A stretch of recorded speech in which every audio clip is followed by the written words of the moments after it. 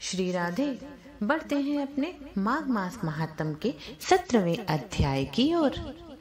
उससे पहले श्री गणेशाय नमः, श्री लक्ष्मी नारायणाय नमो नमः, श्री उमा महेश्वराय नमो नमः,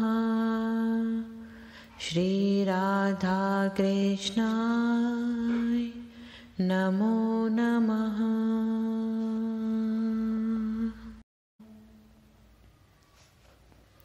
अप्सरा कहने लगी, हे राक्षस। वह ब्राह्मण कहने लगा कि इंद्र इस प्रकार अपनी अमरावती को गया। सो हे कल्याणी, तुम भी देवताओं से किए गए जाने वाले प्रयाग में माघ मास में स्नान करने से निष्पाप होकर स्वर्ग में जाओगी। सो मैंने उस ब्राह्मण के वचन सुनकर उसके पैरों को पकड़कर प्रणाम किया और घर में आकर सभी भाई बांधव, नौकर चाकर, धन इत्यादि को त्याग कर शरीर को नष्ट होने वाली वस्तुएं समझकर घर त्याग कर माघ में गंगा स्नान के लिए संगम पर जाकर स्नान किया।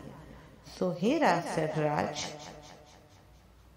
सो हे निशाचर, 3 दिन के स्नान से मेरे समस्त पाप नष्ट हो गए और 27 दिन के पुण्य से मैं देवता सदृश हो गई। और इसी के प्रभाव से माता पार्वती की सखी होकर मैं कैलाश पर सुख से निवास करती हूँ। इसलिए मैं प्रयाग के महात्म्य को याद करके सभी देवताओं के सहित माघ में प्रयाग स्नान अवश्य करती हूँ। सो मैंने तुम्हें यह वृतांत सुनाया और तुमसे कहा, तुम भी इस योनि में पड़ने पर कुरूप हो गए हो। तुम्हारी दाढ़ी और मूछें बहुत बहुत बड़ी हो रही हैं और पार्वती की गुफा में वास करते हो। निशाचर कहने लगा, हे भद्रे, सज्जनों से गुप्त बात कहने में कोई भी हानि नहीं होती। मुझको अब कोई संशय नहीं रहा कि मेरा उद्धार तुमसे ही होगा। अतः मैं अपना सब वृतांत तुमसे कहता हूँ। मैं काशी में वेदों का ज्ञाता था और बड़े उच्च कुल के ब्राह्मण के घर में जन्म लिया था। मैंने राजा, पापी, शूद्र, वैश्यों से अनेक प्रकार के दान लिए। मैंने दान लेने में चांडाल को भी नहीं छोड़ा। उस जन्म में मैंने कोई भी धर्म कार्य नहीं किया और वही स्थान पर मृत्यु को प्राप्त हो गया। तीर्थ स्थान पर मरने के कारण मैं नर्क नहीं पहुंचा। पहले 2 बार गिद्ध योनि में, 3 बार व्याघ्र योनि में, 2 बार सर्प योनि में, 1 बार उल्लू की योनि में और अब 10वीं बार मैं राक्षस की योनि में उत्पन्न हुआ हूँ और सैकड़ों वर्षों से इसी योनि में हूँ। इस स्थान को 3 योजन तक मैंने जंतुहीन बना दिया है। इस स्थान को 3 योजन तक मैंने जंतुहीन बना दिया है। बिना अपराध के बहुत से प्राणियों को मैंने नष्ट कर दिया। इस कारण मेरा मन अत्यंत दुखी है। तुम्हारे दर्शन से चित्त में कुछ शांति अवश्य आई है, क्योंकि सज्जनों का संग अत्यंत सुखदायी होता है। मैंने अपने दुख के कारण आपसे कहे और सज्जन लोग सदैव दूसरों के दुखों से दुखी होते हैं। अब आप यह बताओ कि इस दुख रूपी समुद्र को कैसे पार करूं? क्या क्षीर सागर हंस को दूध देता है, बगुले को नहीं? तब गुरु दत्तात्रेय जी बताने लगे कि इस प्रकार उसके वचन सुनकर कांचन मालिनी कहने लगी, हे राक्षस राज, मैं अवश्य तुम्हारे कल्याण के लिए राक्षस राज, मैं अवश्य तुम्हारा कल्याण करूंगी। मैंने आज दृढ़ प्रतिज्ञा की है कि मैं तुम्हारी मुक्ति के लिए प्रयत्न करूंगी। मैंने बहुत बार प्रयागराज में स्नान किया है। वेद जानने वाले ऋषियों ने दुखी को दान देने की प्रशंसा की है। समुद्र में जल बरसने से क्या लाभ? प्रयाग में स्नान करने का 1 बार का फल मैं तुम्हें दान में देती हूँ। उसी से तुम्हें स्वर्ग की प्राप्ति होगी। उसके फल का अनुभव मैं कर चुकी हूँ।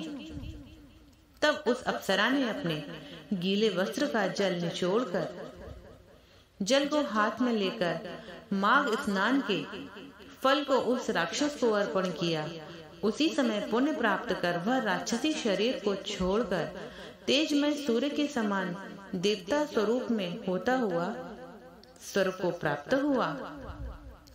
आकाश में विमान पर चढ़कर अपनी कांति से चारों दिशाओं को प्रकाशित करता हुआ शोभायमान हुआ और कहने लगा कि हे ईश्वर, जानता है कि तुमने मुझ पर कितना बड़ा उपकार किया है। अब भी कृपया कुछ शिक्षा दो जिससे कि मैं कभी पाप न करूं। अब मैं तुम्हारी आज्ञा पाकर स्वर्ग में जाऊंगा।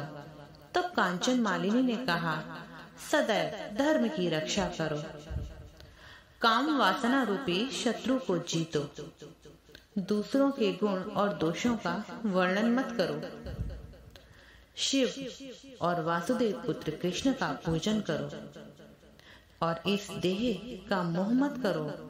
पत्नी, पुत्र, धनादि की ममता को त्याग दो। सत्य बोलो, वैराग्य भाव को धारण करके योगी बनो। मैंने तुमसे यह धर्म के लक्षण कहे हैं। अब तुम देवता स्वरूप होकर शीघ्र ही स्वर्ग को प्रस्थान करो। गुरु दत्तात्रेय जी बता रहे हैं कि इस प्रकार गंधर्वों से सुशोभित वह राक्षस कांचन मालिनी को प्रणाम करके स्वर्ग की ओर गया। देव कन्याओं ने वहां कांचन मालिनी पर पुष्पों की वर्षा की और कहा, हे भद्रे, तुमने इस राक्षस का उद्धार किया है। इस दुष्ट के डर से कोई भी वन में प्रवेश नहीं करता था। अब हम यहाँ निडर होकर विचरण करेंगे। इस प्रकार कांचन मालिनी ने उस राक्षस का उद्धार करके प्रेम पूर्वक देव कन्याओं से क्रीड़ा करते हुए वह शिवलोक को गई। एक बार प्रेम से बोलेंगे श्री राधे। और इस अध्याय को विराम देते हुए पुनः उपस्थित होते हैं हम अपने 18वें अध्याय में।